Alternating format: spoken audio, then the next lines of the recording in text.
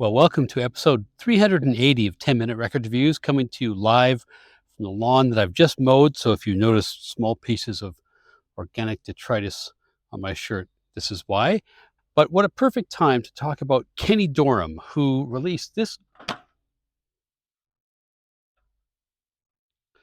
But what a perfect time to talk about Kenny Dorham, who in 1957 released this great record, Jazz Contrasts, on Riverside. This is a first American stereo pressing, if not true stereo. I'm not sure if it is. It certainly sounds good enough to be true stereo. You've got Rollins on the left, you've got Dorham on the right, and this version omits one track, which was on the original mono release, but beautiful. That may be for the requirements of stereo. I personally don't know, but I'm sure some viewers know about this technical stuff more than I do.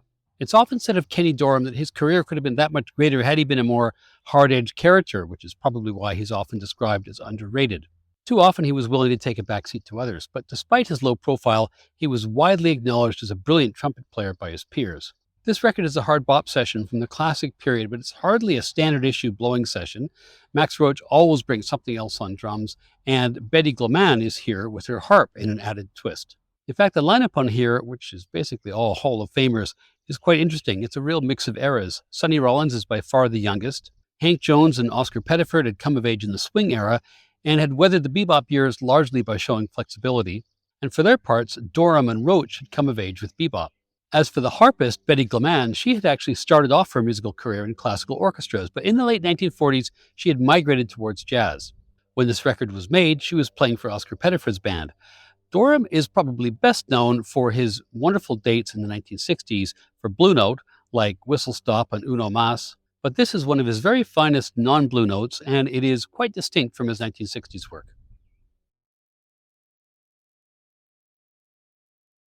Kenny Dorham was born McKinley Dorham in August 1924 in Fairfield, Texas.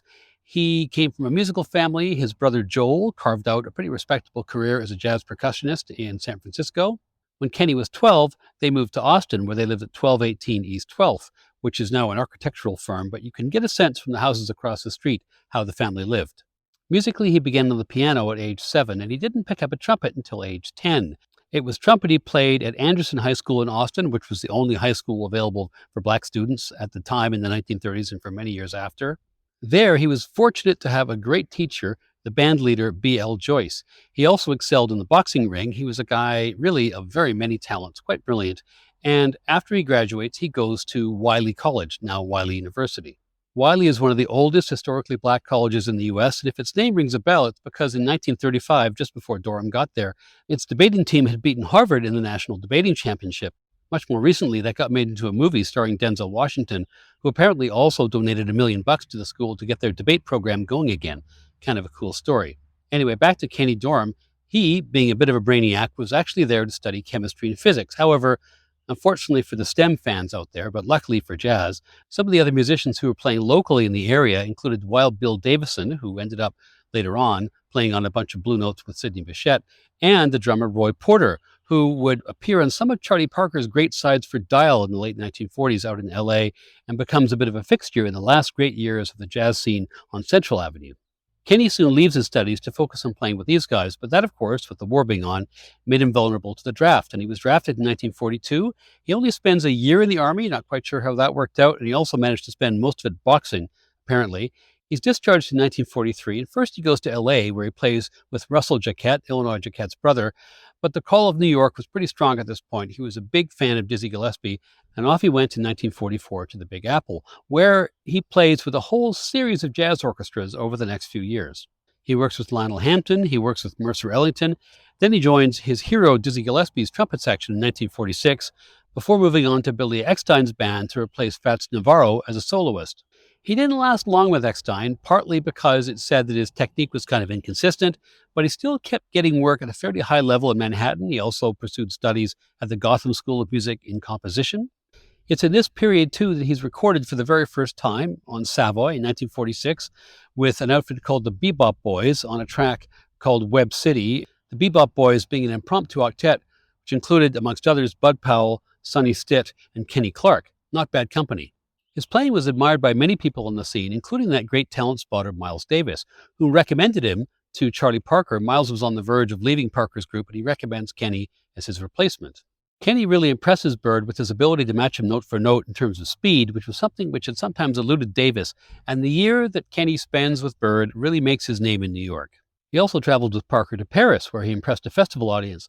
Not everything about his time with Bird was rosy. It's also during this period that he picks up a heroin habit, which would dog him at certain points throughout the rest of his career. After leaving Parker, Dorham has kind of a fallow period in the early 1950s where he actually leaves music for a while, goes out to California, basically works day jobs. But by 1952, he wanted to get back into the scene. He moves back to New York and he picks up pretty much where he left off. He recorded often as a sideman in this period, as he had previously before leaving New York, and his recordings between 1946 and 1953 include sessions with Kenny Clarke, Dizzy Gillespie, Max Roach, J.J. Johnson, Thelonious Monk, and Art Blakey. And moving in those circles, it was not going to be that long before he was tapped to make a record as a leader in his own right, which he does in 1954 for Charles Mingus's and Max Roach's label Debut Records. That's a record called the Kenny Dorham Quintet, which he makes with Kenny Clarke, the Heath brothers, and the pianist Walter Bishop. His debut for Blue Note happens in 1955 with a fantastic record, Afro-Cuban.